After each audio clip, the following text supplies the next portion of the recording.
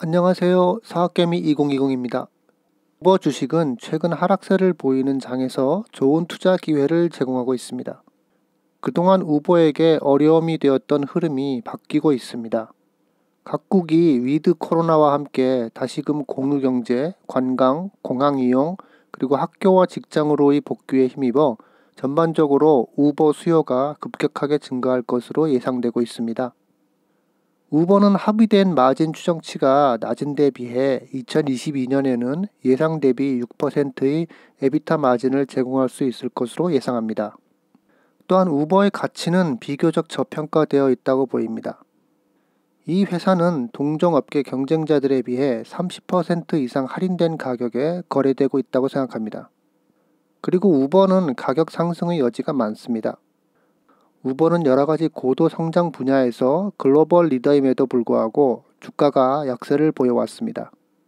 운송 분야에서 리프트와의 경쟁, 그리고 음식 배달 분야에서 치열한 경쟁이 수익을 내는데 장애물로 작용했었습니다. 우버는 항상 높은 기대치와 함께 높은 배수의 수익 잠재력을 가지고 있었습니다.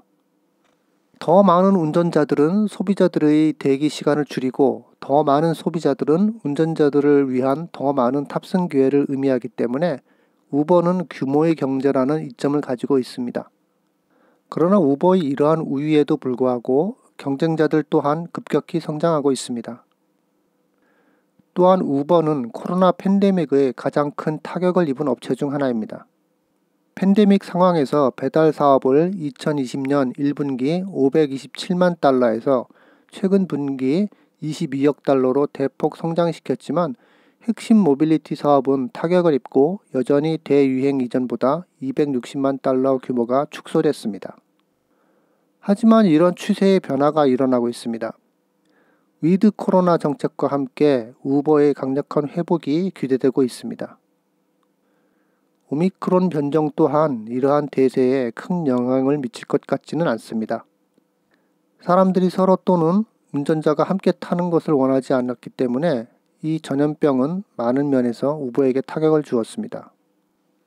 소비자 선택과 정부의 의무사항으로 인한 여행 손실은 우버 이용객의 감소를 의미했지만 일반적으로 높은 항공 비용이 큰 몫을 했습니다. 그리고 원격 근무는 대학과 직장에서의 사업과 출장이 줄어드는 것을 의미했습니다. 이 모든 것들이 내년에는 점차 회복될 것으로 봐야 합니다. 우버는 이 물결의 가장 큰 수혜자가 될 것으로 예상합니다. 약세론자들은 우버의 배달 사업이 우버의 중심 사업인 모빌리티 사업보다 더 커졌다고 지적할 것이고 사업장의 재개장은 배달 분야의 역풍을 만들 것이라고 할 수 있습니다. 이런 예측이 현실화돼도 배달 사업 시장에서 잠시 차질이 있겠지만 음식 배달 도입이 우버의 사업에 계속 힘을 실어줄 것으로 기대합니다.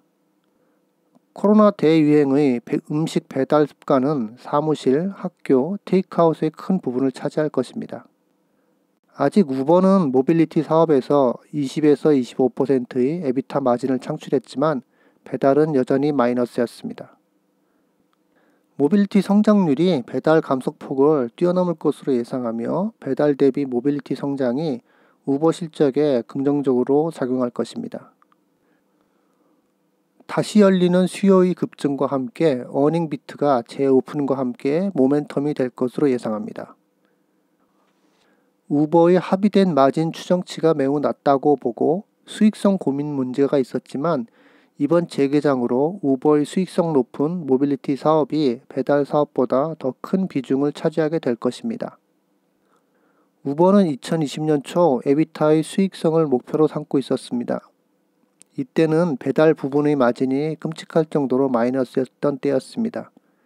하지만 지금은 상황이 바뀌고 있습니다. 배달은 내년에 비로소 수익성이 높아질 것으로 예상됩니다. 우버가 가장 최근 분기의 비즈니스 믹스를 꾸준히 유지하고 같은 마진을 기록해도 호남평 에비타는 10%로 나옵니다. 배달은 수익성이 높아지고 수익은 둔화되는 반면 모빌리티 수익은 가속화되고 있다는 점에서 쉽게 두 자릿수 마진을 기록할 것으로 예상합니다. 2022년에 단지 6%의 에비타 마진을 요구하는 컨센서스가 여기에서 나온다고 봅니다. 우버는 경쟁 업체들에 비해서 저렴하게 거래되고 있습니다. 회사의 규모는 기업에게 이점을 제공하며 광범위한 서비스를 통해 장기간에 걸쳐 더 나은 취득 비용과 보전을 가능하게 할 것입니다. 그것은 필요한 경쟁 우위를 제공할 수 있는 슈퍼 앱을 개발하는 과정에 있습니다. 규제는 우버의 실적 저하의 핵심 이유이자 회사의 핵심 리스크입니다. 투자자들은 그 회사의 원가 기초가 크게 상승하는 것을 두려워하고 있습니다. 하지만 우버가 이러한 비용을 사용자들에게 전가할 수 있을 것이라고 생각합니다. 이 회사는 편리함, 투명성, 그리고 더 나은 서비스를 제공합니다. 우버의 가격이 다른 운송수단들과 비슷하다면 소비자들이 전통적인 택시보다 우버의 서비스를 선택할 것이라고 생각합니다. 또한 우버의 소비자들은 전기차 탑승에 요금을 더 낼 용의가 있다고 봅니다. 여기에 전제 조건은 새로운 법률이 모든 승차 공유 판매업자들에게 균일하게 영향을 미쳐야 한다는 것입니다. 앞에서 언급한 환경 변화와 낮은 합의된 추정치, 그리고 할인 밸류에이션 등이 우버 주식의 저가 매수의 계기가 된다고 생각합니다. 코로나 팬데믹 우려가 완화되고 기대 이상의 성과를 거두면서 내년에는 회사가 더 높은 수익률을 기록할 것으로 예상합니다.